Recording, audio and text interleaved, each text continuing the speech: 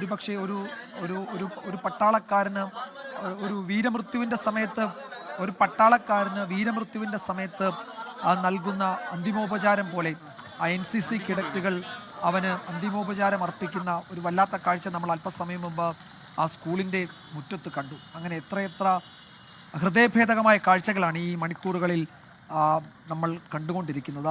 ആ വീട്ടിലേക്ക് ആ വിലാപയാത്ര കടന്നു വരികയാണ്. അരുൺ രാജ് അതിന് മുന്നിലുണ്ട്, വീടിന് മുന്നിൽ ഒരിക്കൽ കൂടി അവിടെ നിന്ന് വിശദാംശങ്ങളുമായി ചേരുന്നുണ്ട്. അരുൺ, ആ മൃതദേഹം ആ വീടിന്റെ മുറ്റത്തേക്ക് എത്തുകയാണ്, അവന്റെ ആ ഗ്രാമത്തിലേക്ക്, ആ ഗ്രാമവഴികൾ കടന്ന് അവിടേക്ക് എത്തുകയാണ്. നമുക്കത് കാണാം, ദൃശ്യങ്ങളിൽ കാണാം. അവിടെ കാത്തു നിൽക്കുന്ന, അവിടെ കൂടി നിൽക്കുന്ന ജനങ്ങൾക്കിടയിലൂടെ ആ ആംബുലൻസ്, അവന്റെ ചിത്രമൊക്കെ പതിച്ച് ആംബുലൻസ് ഇങ്ങനെ കടന്നു വരുന്നു. ഒരുപക്ഷേ ഈ വഴിയിലൂടെ ആ ദിവസം രാവിലെ സ്കൂളിലേക്ക് പോയ, അല്ലെങ്കിൽ എല്ലാ ദിവസവും സ്കൂളിലേക്ക് പോവുകയും വരികയും ചെയ്യുന്ന ആ നാട്ടുവഴി, അവൻ ഫുട്ബോൾ തട്ടാറുള്ള ചെറിയ മൈതാനമുള്ള ആ നാട്ടുവഴി, അവിടേക്കാണ് ഇനി ഒരിക്കലും മടങ്ങി വരാത്ത അവസാന യാത്ര എന്ന് പറയാവുന്ന, വലിയ ബുദ്ധിമുട്ടുണ്ട് അങ്ങനെ പറയാൻ, പക്ഷേ ആ യാഥാർത്ഥ്യവുമായി നമുക്ക് പൊരുത്തപ്പെട്ടേ കഴിയൂ. അരുൺ, എന്താണ് അവിടെ നിന്ന് ഈ ഘട്ടത്തിൽ നൽകാൻ കഴിയുന്ന വിവരങ്ങൾ?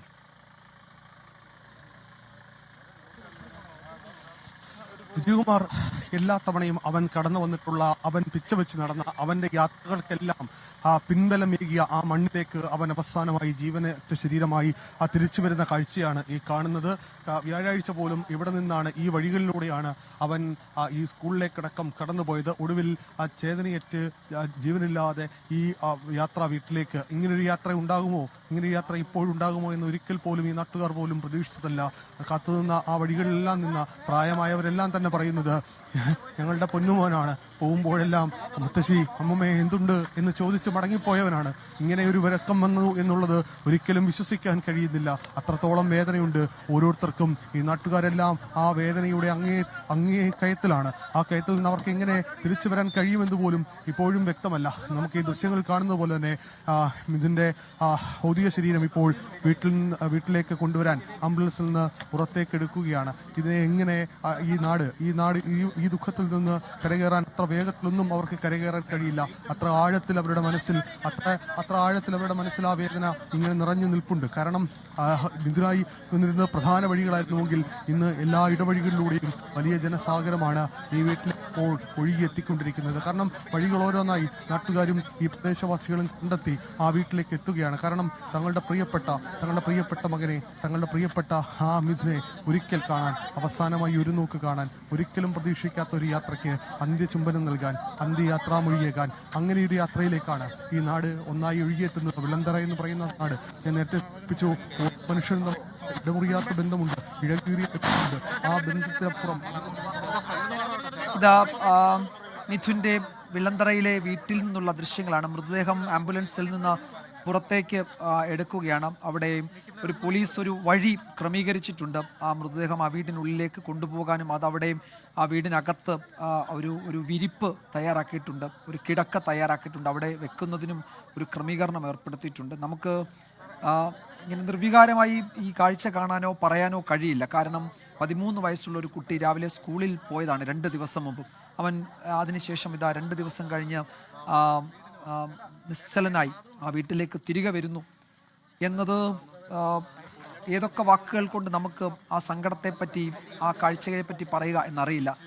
അത്രമേൽ ഹൃദയഭാരം, ഹൃദയം നുറുങ്ങുന്ന വേദന ഇത് കാണുന്നവർക്ക്, ഇത് പറയുന്നവർക്ക്, ആ നാട്ടുകാർക്ക് ഒക്കെ ഉണ്ട് എന്ന് നമുക്ക് എല്ലാവർക്കും അറിയാം. ഈ വിളന്തറ എന്നതൊരു ചെറിയ ഗ്രാമമാണ്. ആ ഗ്രാമത്തിലെ നാട്ടുകാർ വളരെ സാധാരണക്കാരായ നാട്ടുകാർ. അവർക്കെല്ലാവർക്കും അങ്ങോട്ടും ഇങ്ങോട്ടും പരസ്പരം അറിയാവുന്നവർ. അവരിൽ ഇടയിൽ ഉണ്ടായിരുന്ന ഒരു ഊർജ്ജസ്വലനായ, ഒരു മിടുക്കനായ കുട്ടി, അതാണ് മിഥുൻ. ആ നാട്ടിൽ എല്ലാ കാര്യങ്ങളിലും അവൻ്റെ ഒരു സാന്നിധ്യം ഉണ്ടായിരുന്നു. ഒരു ഒരു ഒരു പക്വതയുള്ള ഒരു കുട്ടി, പ്രായത്തിനേക്കാൾ പക്വതയോടെ പെരുമാറിയ, എല്ലാവരോടും ഇടപെട്ട ഒരു കുട്ടി, അതാണ് മിഥുൻ. അവൻ ആ വീട്ടിലേക്ക് വരികയാണ് നിശ്ചലനായി. ഇനി ആ വീട്ടിലേക്കില്ല, ആ നാട്ടിലേക്കില്ല. ആ നാട്ടിലെ ഇടവഴിയിലൂടെ മിഥുൻ എന്ന ഊർജ്ജസ്വലനായ 13 വയസ്സുകാരൻ ഇനി ഓടി നടക്കില്ല. ആ മൈതാനങ്ങളിൽ അവൻ ഫുട്ബോൾ തട്ടില്ല. ഒരു പട്ടാളക്കാരനാകണമെന്ന് അവൻ്റെ സ്വപ്നത്തെപ്പറ്റി അവൻ ഇനി കൂട്ടുകാരോട് പറയില്ല. ചെരുപ്പ് വാങ്ങാൻ കൂട്ടിവെച്ച ആ നാണയത്തുട്ടുകൾക്ക് ഇനി ഉടമസ്ഥനുണ്ടാകില്ല. അവൻ്റെ ക്ലാസ്സിലെ ആ സ്കൂൾ ബാഗിന് ഇനിയും ഉടമസ്ഥനുണ്ടാകില്ല. അവൻ വരച്ച ആ ഭിത്തിയിൽ വരച്ച ചിത്രങ്ങൾ ഇനി പൂർത്തിയാക്കാൻ ആരും ഉണ്ടാവില്ല. അവൻ്റെ അനുജനോടൊപ്പം അവനിനി കളിക്കില്ല.